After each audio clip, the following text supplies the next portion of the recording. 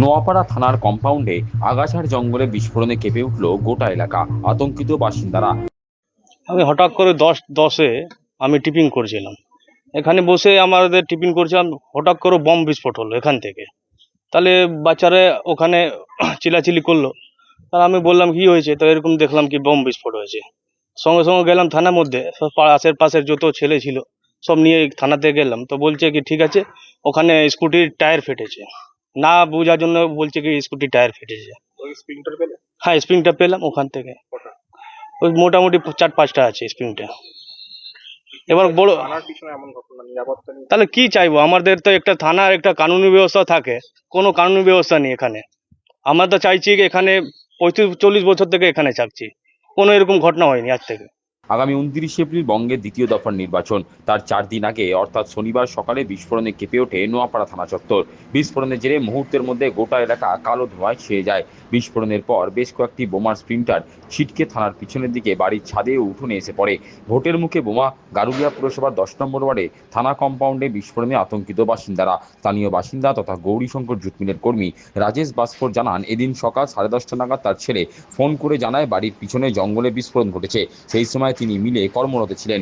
মিল থেকে ফিরে তিনি বাড়ির চারপাশ থেকে 3-4টে বোমার স্প্রিন্টার খুঁজে পান। থানার কম্পাউন্ডে আগাছার জঙ্গলে কিভাবে বিস্ফোরণ ঘটল তা নিয়ে ধোঁয়াশায় বাসিন্দারা। তবে এই বিস্ফোরণের ঘটনার পূর্ণাঙ্গ তদন্তের দাবি করেছেন থানা লাগোয়া বাসিন্দারা। ঘটনাটা তো আমি তো ডিউটিতে ছিলাম, আমি গৌরীশঙ্কর জুট মিলে কাজ করি। 10:30টার সময় ছেলের ফোন আসলো যে বাবা আমাদের বাড়ির পিছন থেকে বম বিস্ফোট হয়েছে।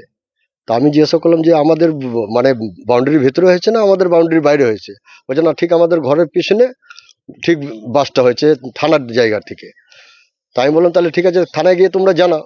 থানায় গিয়ে জানিয়েছে, গিয়ে থানায় ছিল, বললো কি ঠিক আছে আমাদের বম এক্সপার্ট আসছেন, ওনারাই সব ইয়ে করবেন। এরা কিন্তু ওই গুলিগুলো দেখেনি, যেটা কাঠিগুলো ছিল, স্প্রিং যেটা ছিল ওইটা। আমি 11টার সময় ডিউটি থেকে এসে ওইটা দেখলাম, দেখার পর আমি থানায় গেলাম।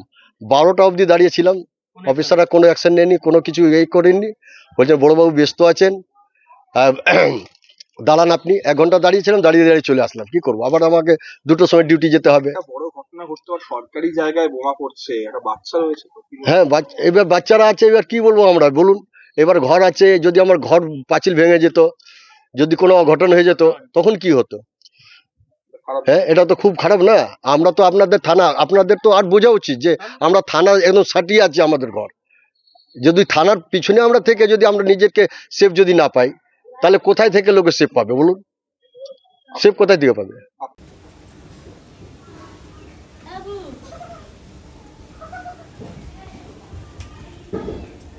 এরকম কি মাঝে মাঝে হয় নাকি? না, মাঝে মাঝে হয় না, এটা প্রথমবার হয়েছে। 30 বছর ধরে আছি আমরা, প্রথমবার হচ্ছে। আর এরকম সাউন্ড এরকম আওয়াজ যেরকম গ্যাস সিলিন্ডার ফুটে গেছে এরকম হয়েছে। এত জোরে আওয়াজ? অত জোর আওয়াজ, পুরো পাড়ার লোক এসে গেছে। একটু তো কাজ হচ্ছে রোডে, তাহলে কেউ আসতে পারে না এখানে, সবাই কাজ হচ্ছে। মানে পুরো ধোঁয়া ভরে গেছিল? ও বাবা রে, রুম তো দেখতে পাচ্ছি না, একদম ধোঁয়া ধোঁয়া সব। এরকম কোনোদিন হয়েছে? না না, প্রথমবার হয়েছে। প্রথমবার হয়েছে। জি, বলছি যে আপনার 30 বছর দুপুরবেলা হয়ে কিরকম ঘুম করবে আদমি।